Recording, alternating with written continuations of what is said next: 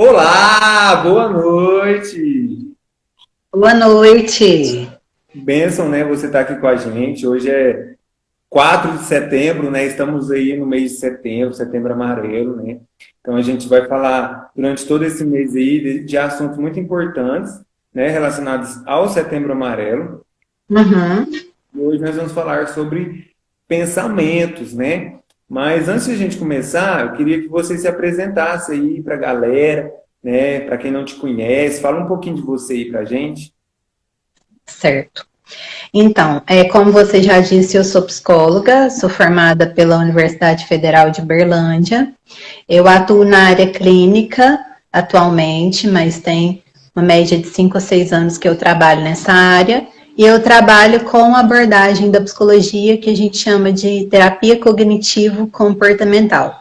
Essa é a técnica de trabalho que eu uso na área clínica desde que eu comecei. E com relação, né, já vamos entrar no tema aí de hoje, com relação a esses Uhum. pensamentos, né, igual como eu estava até falando no começo, né, porque na verdade uma das maiores raízes, né, dos problemas que a gente tem são os nossos pensamentos, né, porque é a forma que a gente pensa, é coisas que a gente alimenta na nossa mente, né, então o que que são esses pensamentos negativos e como que a gente consegue identificar eles dentro de nós? Uhum. Então, como eu estava falando, a abordagem ela trabalha e investiga as interpretações e avaliações que o indivíduo faz, ou seja, os pensamentos dele. E aí, o que, que a gente considera como um pensamento popularmente, né, que as pessoas usam negativo, e aí dentro da psicologia a gente usa o termo pensamento disfuncional, pensamento desagradável. Qualquer pensamento que gere uma emoção ruim ou desagradável, qualquer pensamento que gere dano para a minha saúde mental, emocional, psicológica, ele é um pensamento, entre aspas, negativo, e dentro da psicologia a gente chama isso de pensamento desfuncional. Por que disfuncional? Porque ele não é útil para mim. Aquela avaliação, aquela interpretação que eu faço não é útil. Por que, que ela não é útil? Porque ela agride, às vezes, minha autoestima, ou porque gera uma emoção muito ruim. Por exemplo, eu penso daquela forma e eu fico triste. Eu penso daquela forma e eu fico ansiosa. Eu penso daquela forma e eu fico com raiva. Eu penso daquela forma e fico com medo. Então, é um pensamento que a gente considera, entre aspas, inútil para a minha saúde. Por isso, ele é disfuncional. Às vezes, ele pode ser um pensamento distorcido, ou seja, eu penso, sei lá, que as pessoas não gostam de mim. Por exemplo, eu penso, você não gosta de mim.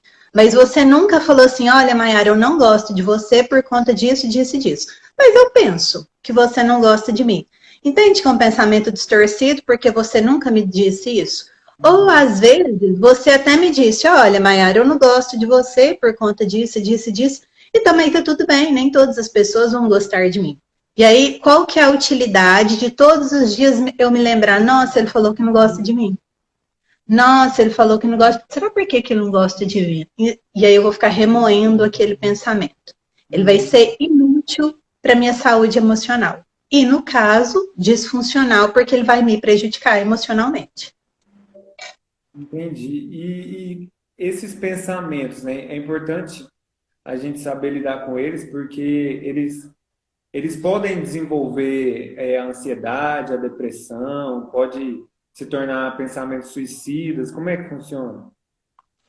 Então, partindo da ideia de que eu posso ter pensamentos disfuncionais, ou seja, inúteis para minha saúde, aí seriam caminhos de conversas longas, se a gente for pensar de onde que eles vêm, porque vem da nossa história de vida, da forma como a gente foi ensinado a pensar, dos meios em que a gente vive.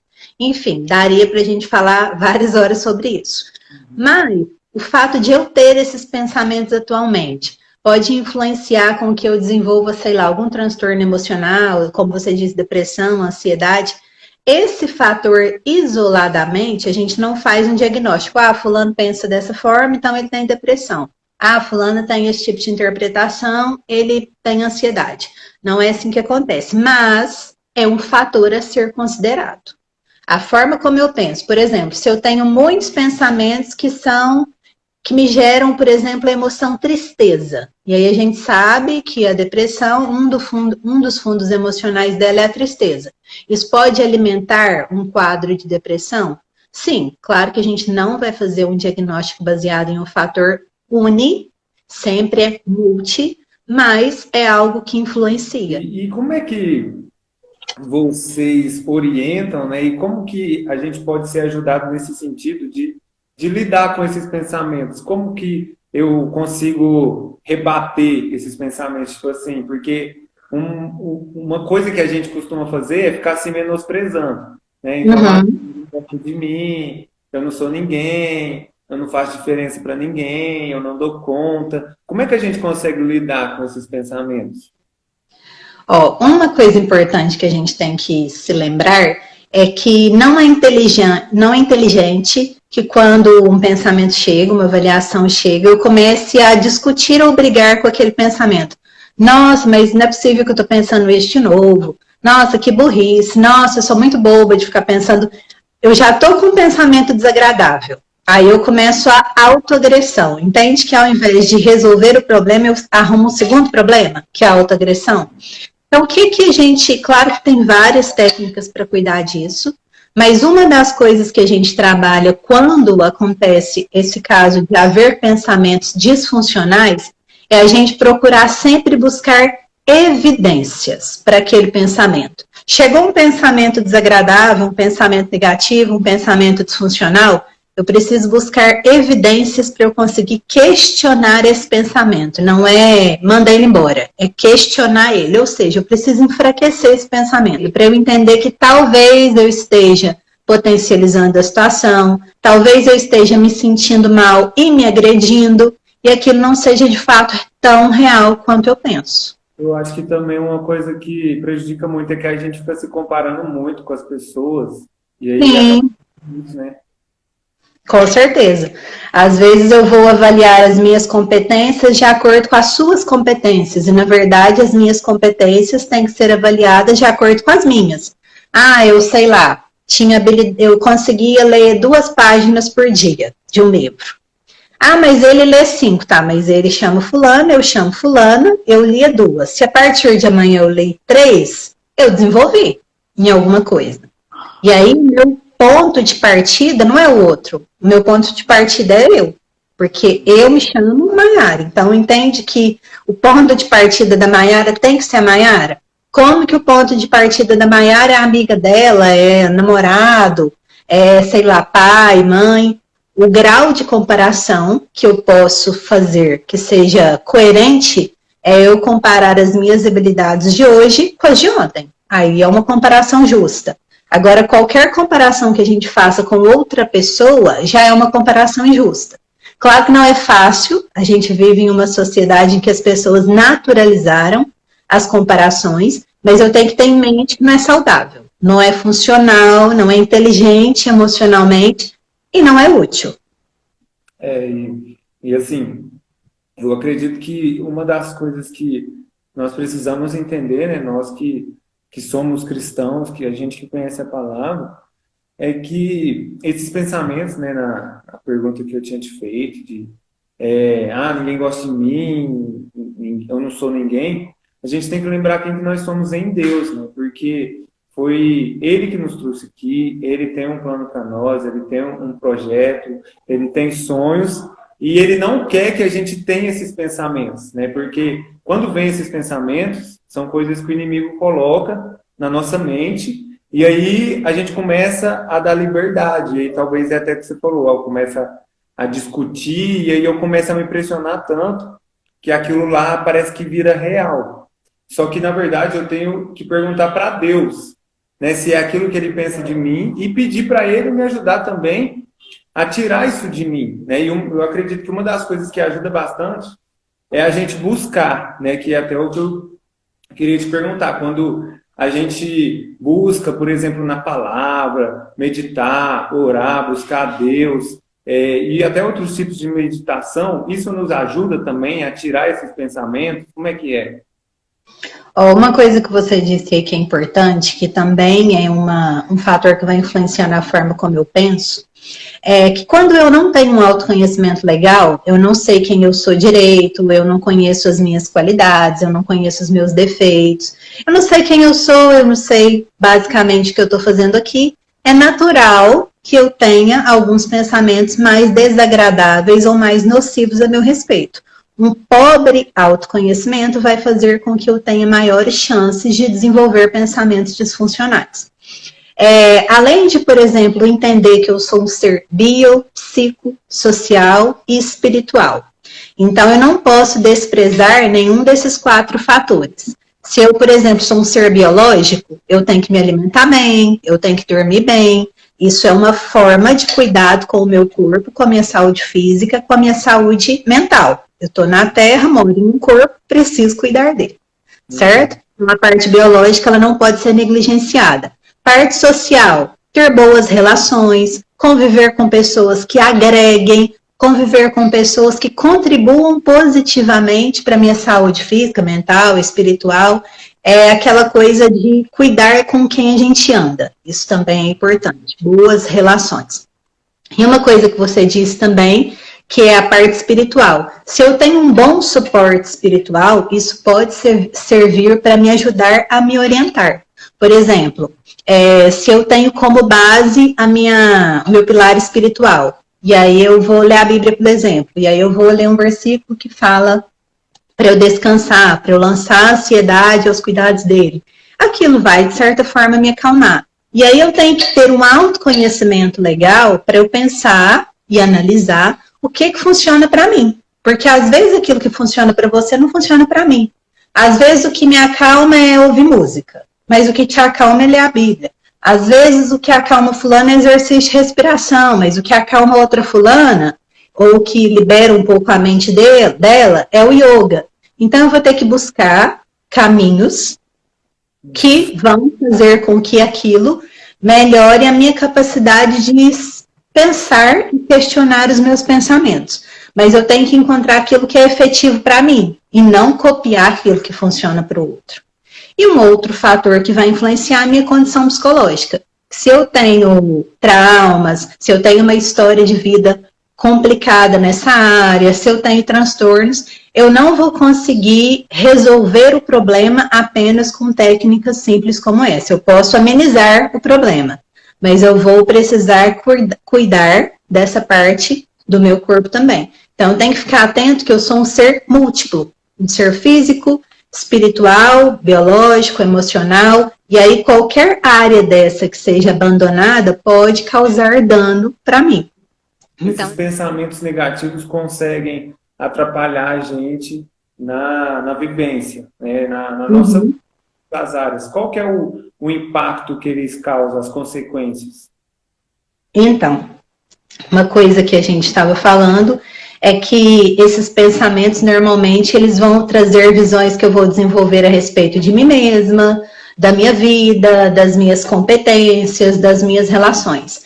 E aí, se eu começo a pensar de uma forma muito disfuncional a meu respeito, isso pode ser agressivo à minha autoestima, isso pode deteriorar a minha autoconfiança, isso pode fazer com que eu tenha escolhas disfuncionais e que isso traga consequências desagradáveis para a minha vida. Pode trazer, por exemplo, um comportamento que a gente chama de autossabotagem. É quando eu faço escolhas baseadas nas minhas crenças não saudáveis, e aí aquilo acaba atrapalhando a minha vida. Por exemplo, eu penso que, sei lá, eu não sou inteligente. Aí vai ter um processo seletivo no meu trabalho, eu nem participo, porque eu acho que eu não sou inteligente, eu não vou passar mesmo, então para que eu vou participar? Eu me sabotei, eu não me permiti usufruir daquela oportunidade porque eu acho que eu não sou boa o suficiente. Ah, eu quero ser, sei lá, missionário, mas eu não vou conseguir falar outro idioma, então eu não vou nem mexer com isso, porque eu não vou conseguir mesmo. Aí eu começo a sabotar todas as possíveis conquistas que eu poderia ter, porque eu penso de uma forma muito disfuncional a meu respeito. Então, isso vai me prejudicar em várias áreas da minha vida. E assim, como que a gente consegue ajudar alguém? Porque talvez eu sou bem resolvido, eu consigo me controlar bem, ou então eu estou num momento bom. Mas e quando a gente vê um amigo, uma pessoa que está com baixa autoestima, que você está vendo que a pessoa ela está falando muita coisa para baixo, está muito triste. Como que a gente consegue ajudar pessoas para acabar com esses tipos de pensamentos? Então, uma coisa que a gente tem que lembrar é que é, a gente tem que pensar que essas pessoas elas não estão procurando um julgamento. Eu tenho que pensar que essas pessoas estão buscando acolhimento. Então, quando uma pessoa está mal, se eu escuto essa pessoa, isso já pode me ajudar bastante. Já pode ajudar o outro bastante. Eu escutar o outro com acolhimento, com empatia, com cuidado, isso pode já ajudar o outro. Uma coisa que eu posso também fazer é não simplificar as emoções do outro. Por exemplo, a pessoa está triste, mal. Eu posso escutar, acolher e falar, olha, eu entendo como você se sente, realmente é difícil, mas eu tô aqui, nós vamos lidar com isso juntos, ao invés de falar, faça isso, faça aquilo, dar soluções muito simples para a dor do outro. Porque quando eu diminuo aquilo que o outro sente, acaba que eu desvalido aquilo que ele está sentindo. É como se não fizesse sentido nenhum. E aí aquela pessoa vai ficar mais mal ainda do que ela já está. Então, uma coisa que eu tenho que me lembrar é validação, abraçar a dor do outro e lembrar que eu posso atravessar aquela dor com ele, que aquela pessoa não está sozinha. Se eu conseguir fazer isso, já vai ser ótimo. Uma coisa que eu posso também fazer é orientar essa pessoa, por exemplo, a buscar ajuda profissional. Uhum. E assim, quando, talvez assim, por exemplo, na igreja, né, a gente tenta ajudar as pessoas e tal, mas talvez o maior problema é em casa. Talvez a pessoa fale assim, quando eu estou na igreja é legal, quando eu estou com os meus amigos e tal, mas aí a hora que a pessoa vai para casa, o problema está lá. Como que a gente consegue trabalhar a nossa mente para não fazer da ida para casa ser o inferno, né? Tipo assim, não, agora eu vou para casa, agora pronto, aí eu já começo a pensar em como que vai ser e tal. E quando eu chego, às vezes nem tá ruim assim, mas eu já tô tão estressado que aí o cara responde a mãe, fala nervoso e começa a discutir. Como é que a gente consegue ajudar pessoas assim que o problema está na família? Então, primeiro a gente teria, é uma pergunta muito complexa para a gente pensar uma resposta simples para isso. Primeiro a gente teria que entender o que tem nessa casa, possíveis caminhos, soluções e etc. Mas uma coisa que eu posso fazer é tentar regular as minhas expectativas. Tentar identificar quem é esse outro que eu convivo, quais os padrões que normalmente essa pessoa tem de comportamento, o que normalmente ela faz, como normalmente ela é. Se ela é sempre assim, se ela emite sempre determinados comportamentos, o que eu posso esperar dessa pessoa é isso. Sair daqueles pensamentos, essa pessoa deveria fazer isso, essa pessoa tinha que ser assim. Sabe aquela coisa? Ela tinha, mas ela não é. Então, é trabalhar pensamentos de aceitação. E tentar lembrar que o fato de o outro ser disfuncional tem zero a ver comigo. O outro é disfuncional por questões dele. Sempre que eu abraço as disfuncionalidades do outro, acaba que eu me coloco como causa da disfuncionalidade do outro. E o outro é, às vezes, agressivo, nervoso, bruto, sei lá, sem educação, porque ele é. Isso não tem nada a ver comigo. Então, tentar deixar isso para o outro e entender que esse outro é assim. E tem pouco que eu possa fazer sobre o comportamento do outro. Já é difícil modelar e mudar os meus comportamentos. Imagina se eu idealizar, mudar as pessoas ao meu redor. O quanto isso vai ser sofrido. Entendo. E assim, pensar também, né, entender que não vale a pena, às vezes, você ficar batendo de frente sempre. Né? Então, assim, a pessoa, igual você falou, se a pessoa ela é daquele jeito, então eu vou falar menos, eu vou chegar em casa e vou para o meu quarto, vou fazer o que eu tenho que fazer e pronto. Porque às vezes a gente fica nessa eterna luta, né? E faz mal para mim, faz mal para a pessoa, e acaba que não fica um clima bom. Então, um dos dois tem que ceder, né? Um dos dois tem que falar assim, não, vou engolir aqui alguns sapos, né, para que a nossa relação fique melhor, porque senão vai ficar desgastante. E quando é família, não tem como você mudar a sua família, né? É aquela, é sua mãe, é seu pai, seus irmãos, enfim. Então você tem que aprender a lidar, porque para você seguir a sua vida. Amém. Vamos orar então para encerrar essa live, né? Eu vou fazer a oração. Amém, Deus, Pai, em nome de Jesus, quero agradecer ao Senhor por esse tempo que nós passamos aqui, por essa noite, pela vida da Maiara, que nos ensinou bastante aqui nessa live. Pai, que em nome de Jesus, o Senhor esteja nos ajudando, Pai, para cuidar, Pai, da nossa mente, cuidar do nosso corpo, Pai, de tudo aquilo que nos envolve. Pai, para que nós possamos ter saúde, Pai, para te servir, para trabalhar na tua obra. Que em nome de Jesus, o Senhor esteja visitando, Pai, cada um que está assistindo a live. Nós não sabemos, Pai, o que essa pessoa está passando, o que está vivendo, mas que o Senhor esteja trazendo o consolo, a paz, a alegria.